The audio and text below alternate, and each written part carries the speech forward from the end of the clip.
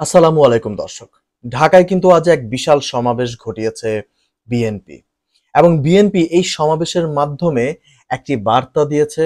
এই সমাবেশের মাধ্যমে বিএনপি দেখাতে সক্ষম হয়েছে যে ইয়েস, সামনের সময়ে আমরা দেশ চালাতে সক্ষম।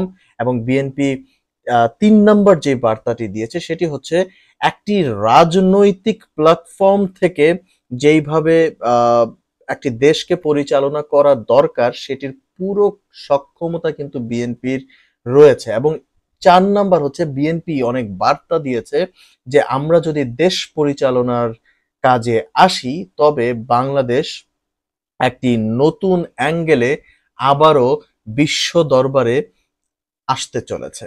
এবং এই পুরো বিষয়গুলো নিয়ে কিন্তু আমি এক এক করে আলোচনা করব। বাট তার আগে আমি একটু তারেক রহমানের আজকের একটি বক্তব্য আমি আপনাদের সামনে বলে নিতে চাচ্ছি। তিনি আজকের এই সমাবেশে বলেছেন, আওয়ামী লীগ দেশকে পরনির্ভরশীল রাষ্ট্রে পরিণত করেছিল বলে মন্তব্য করেছেন তিনি। এবং কথাটি কিন্তু অনেকাংশে সত্য। কারণ আমি যদি গত ২০২৪-এর গত মে মাসের একটি রিপোর্ট দেখি প্রথম আলোর, হেডলাইনটি হচ্ছে বিদেশে বাংলাদেশি বিনিয়োগের ২/৩ গেছে ভারতে। বাংলাদেশ থেকে গত বছর বিদেশে প্রায় ৩৩০ কোটি টাকা নিট বিনিয়োগ হয়েছে। এর মধ্যে সবচেয়ে বেশি অর্থ গেছে ভারতে। এবং দি বিজনেস স্ট্যান্ডার্ডের এই রিপোর্টটি বলছে ২০২৩ সালে বিশ্বের বিভিন্ন দেশে বাংলাদেশিরা যে পরিমাণ বিনিয়োগ করেছে তার ৭০% হয়েছে পার্শ্ববর্তী দেশ ভারতে। ২২টিরও বেশি দেশে রয়েছে বাংলাদেশের বিনিয়োগ। এই রিপোর্টটি বলছে কেন্দ্রীয় ব্যাংকের একটি তথ্য সেটি বলেছে। গেল ২০২৩ সালে দেশটিতে মানে ভারতে বাংলাদেশের নিট সরাসরি বিনিয়োগের পরিমাণ ছিল $২১.০৫ মিলিয়ন। এবং অপোজিট সাইডে আমরা যদি বিবিসি বাংলার ২০২২ সালের ৮ সেপ্টেম্বরের এই রিপোর্টটি দেখি যে ভারতের বিনিয়োগ আসলে কতটা। প্রতিবেশী দেশ এবং বন্ধুত্বপূর্ণ সম্পর্ক থাকার পরেও গত ৫০ বছরে ভারত বাংলাদেশে বিনিয়োগ করেছে মাত্র $৬৫ কোটি। মাত্র। কোথায় ৩৩০ কোটি নিট বিনিয়োগ এবং কোথায় মাত্র $৬৫ কোটি।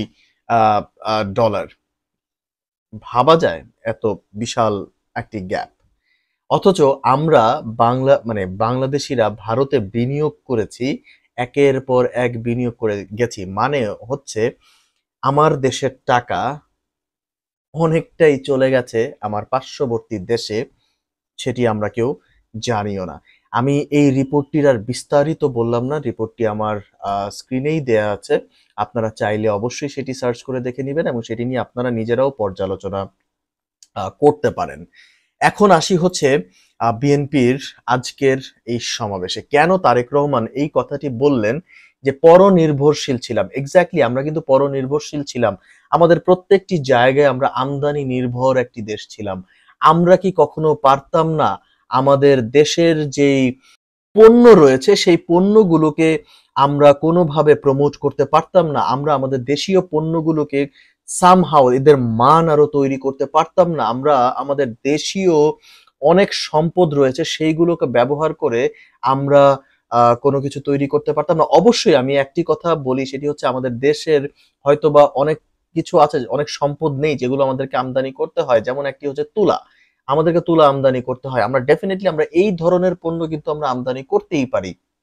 কিন্তু আমরা আলু, পেঁয়াজ এগুলো আমাদের আমদানি করার ওইরকম কোনো প্রয়োজন নেই। যদি সেটি সঠিকভাবে আমাদের বাংলাদেশে সেটি তো উৎপাদন করা যেত এবং সঠিকভাবে যদি সেটি বিনিয়োগ করা যেত। কারণ মাঝখানে এত পরিমাণ চাঁদাবাজি হয়, এত পরিমাণ আপনার থার্ড পার্টির কাছে টাকা চলে যায় যে এই আমাদের দেশের পণ্যের দামই কিন্তু হয়ে যায় ৪ গুণ। এবং এটি কিন্তু পরবর্তীতে ভুগতে হয় এই যে আমাদের মতো যারা কাস্টমাররা আছি, আমাদের মতো মানুষদেরকে কিন্তু পরবর্তীতে ভুগতে হয়।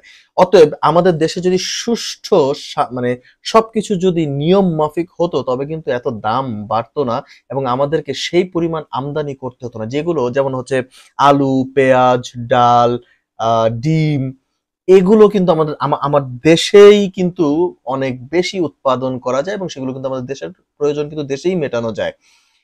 সেটি আমরা কখনো সেই দিকে আমরা কোনো নজর দেইনি, বরং আমরা আমদানিতে নজর দিয়েছি। যার কারণে আমাদের বিশাল একটি অর্থ কিন্তু দেশের বাহিরে চলে গেছে এবং আমরা বছরের পর বছর এটি করে গেছি এবং আমদানি নির্ভর একটি দেশে পরিণত হয়েছি। উল্টো দিকে ভারত কিন্তু লাভবান হয়েছে এবং ভারত এই বাংলাদেশের টাকা দিয়ে তারা কিন্তু বিশাল তাদের অর্থনৈতিক উন্নতি হয়েছে। এবং আমি এই দোষ কাকে দিব? এই দোষ আমি এটা হচ্ছে একদম নরমাল সেন্স, এটি পত্র পত্রিকা বলছে।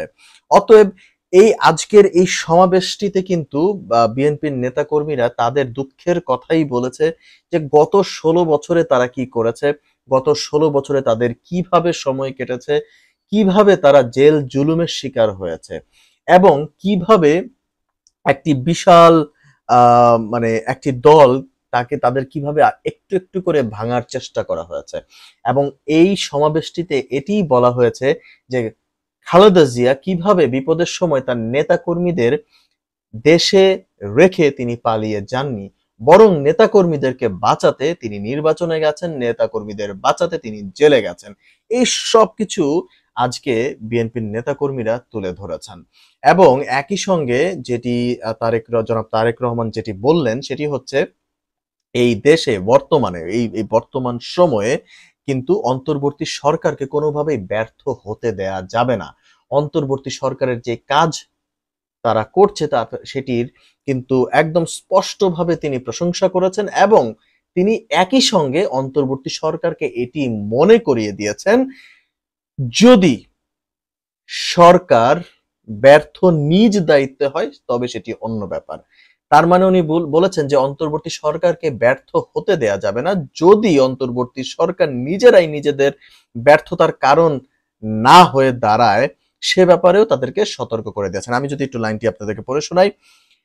তিনি বলেছেন, দেশ বিদেশ থেকে নানা রকম উস্কানিতেও জনগণ অন্তর্বর্তীকালীন সরকারকে ব্যর্থ হতে দিবে না, তবে অন্তর্বর্তীকালীন সরকার যাতে নিজেরাই নিজেদের ব্যর্থতার কারণ না হয়ে দাঁড়ায় সে ব্যাপারে তাদেরকে সতর্ক থাকতে হবে। এক্স্যাক্টলি এই কথাটি, কারণ আমি গত ২ দিন আগে একটি সংবাদ দেখলাম, অন্তর্বর্তী সরকারের একজন উপদেষ্টা বলছেন একটি তৃতীয় পার্টির হওয়া দরকার আছে বাংলাদেশে।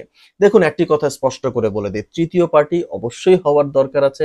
তৃতীয় না, আপনি ১০০০টা পার্টি করুন, কিন্তু সেই ১০০০ পার্টির কিন্তু একটা যোগ্য জায়গার থেকে আসতে হবে। বাংলাদেশের মানুষ যদি হয় ১৮ কোটি আর আপনার পার্টি যদি হয় ২০০০, তাহলে আপনি কোন পার্টিকে ভোট দিবেন? এটির একটি যেমন ব্যাপার রয়েছে এবং সেটি হচ্ছে একটি দায়িত্বশীল চেয়ারে বসে আপনি এই ধরনের বক্তব্য দিতে পারেন না, কারণ আপনাকে থাকতে হবে একদম নিউট্রাল থাকতে হবে। সেই নিউট্রাল জায়গা থেকে আপনাকে কথা বলতে হবে। সেই নিউট্রাল জায়গা থেকে যখন আপনি কথা না বলে আপনি নিজে উস্কানি দিচ্ছেন একটি আহ তৃতীয় পার্টির উত্থান হওয়া দরকার রয়েছে, তখন কিন্তু ওই জায়গাটিতে কিন্তু প্রশ্নবিদ্ধ হয়ে যায় যে অন্তর্বর্তী সরকার আগামী নির্বাচনে তারা কি নিরপেক্ষ থাকবে কিনা। দেখুন, একটি কথা স্পষ্ট করে, এটি একটি গণতান্ত্রিক দেশ এবং এই গণতান্ত্রিক দেশে যে কোনো পার্টির মানে পার্টি গড়ার অধিকার রয়েছে এবং পার্টি করে তাদের নির্বাচন করারও অধিকার রয়েছে। তবে সেটি একটি নিয়ম মাফিক হওয়া উচিত বলে আমার কাছে মনে হয়। সেই নিয়মের জায়গাটি কিন্তু এই আজকের সমাবেশে বিএনপির নেতাকর্মীরা মনে করিয়ে দিয়েছেন। এবং একই সঙ্গে আমার কাছে মনে হয় যে তারেক রহমান আরো একটি কথা বলেছেন যে কোনো এক পর্যায়ে অন্তর্বর্তীকালীন সরকারের জবাবদিহিতাও নির্বাচিত সংসদের মাধ্যমে নিশ্চিত করা হয়। সুতরাং জনগণের রাজনৈতিক ক্ষমতায়নের মাধ্যমে একটি নির্বাচিত সংসদ এবং সরকার প্রতিষ্ঠায় অন্তর্বর্তী সরকারের সকল সংস্কার কার্যক্রমের প্রথম এবং প্রধান টার্গেট হওয়া জরুরি। এবং আমি এই কথাটির সাথে খুব সুন্দর একটি কথা বলেছেন এবং মনে হয় এটি আহ, দূরদর্শী রাজনীতির একটি অংশ কিন্তু উনি এখানেই ফাঁস করে দিয়েছেন। উনি কিন্তু মানে সুন্দর করে অন্তর্বর্তী সরকারকে যে বার্তাটি দিয়েছেন যে সামনে একটি সুষ্ঠু নির্বাচন যেন হয়, সেই নির্বাচন হওয়ার জন্য যা যা করা দরকার আপনারা কিন্তু সেটি করতে পারেন এবং সেটি খুব দ্রুততম সময়ের মধ্যেই হওয়া উচিত বলে আমার কাছে মনে হয়। এবং একই সঙ্গে আমি যেটি দেখছি যে আজকাল বিভিন্ন জায়গা থেকে বিভিন্ন অ্যাঙ্গেল থেকে কিন্তু অনেক রকমের কথাবার্তা হচ্ছে, আহ, যে এক ফ্যাসিস্টকে তাড়িয়েছি আরেক ফ্যাসিস্টকে আনার জন্য নয়। এই ধরনের কথাবার্তা যেখানে হচ্ছে সেটির অর্থ কি দাঁড়ায় সেটি কিন্তু স্পষ্ট করা মানে সেটির সেই জায়গাটি স্পষ্ট করা উচিত, এবং এই জায়গাটি কিন্তু মানে এই যে যারা সমন্বয়করা রয়েছেন তাদের কিন্তু আসলে এই কথাগুলো মানায় না। তাদেরকে কিন্তু সর্বপ্রথম মাত্র আন্ডা থেকে একটি ডিম ফুটলো, সাথে সাথেই যদি সে আহ যোগ্য সাজার চেষ্টা করে তবেই কিন্তু সেখানে বিপদ হয়ে যাবে, এবং এটি নিয়ে কিন্তু সর্বপর্যায়ে আলোচনা শুরু হয়ে গেছে। এবং একই সঙ্গে আমি যেটি বলবো যে বিএনপির যে অভিজ্ঞতা রয়েছে সেই অভিজ্ঞতার সামনে তাদেরকে দাঁড়াতে হলে তাদেরও সেই রকম অভিজ্ঞতা আগে হওয়া উচিত বলে আমার কাছে মনে হচ্ছে। অন্যথায় হিতে বিপরীত হয়ে যেতে পারে সামনের সময়ে, এবং যদি হিতে বিপরীত হয়ে যায় তবে সেটির দায়ভার কিন্তু কখনো রাজনৈতিকভাবে বিএনপি কিংবা বিরোধী আরো যতগুলো দল রয়েছে তাদের উপর বর্তাবে না। বরং আমি এটি আশা করি যে সামনের সময়ে ছাত্র সমন্বয়করা দায়িত্বশীল আচরণের মাধ্যমে সকল শ্রেণীর সকল পর্যায়ের মানুষকে সম্মান জানিয়ে তারপর কিন্তু তারা সামনের দিকে এগিয়ে যাবে বলে আমার বিশ্বাস আছে।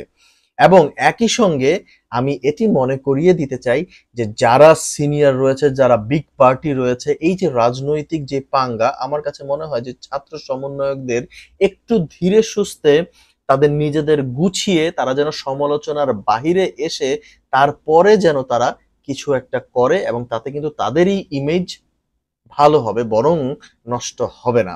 অতএব আমি আজকে বিএনপির যেই বিশাল সমাগম দেখলাম, এই বিশাল সমাগম থেকে কিন্তু একটি বার্তাই আমি পাচ্ছি যে অন্তর্বর্তী সরকারকে বলা হচ্ছে একটি সুষ্ঠু নির্বাচনের জন্য, এবং এটি কিন্তু বাস্তব। বাংলাদেশের মানুষ কিন্তু মানে খুব বেশি দিন অন্তর্বর্তী সরকার কিংবা এই যে খুব বেশি দিন কিন্তু স্পেস দিবে না। জনগণ কিন্তু খুব একদম একদম ফেপে উঠবে।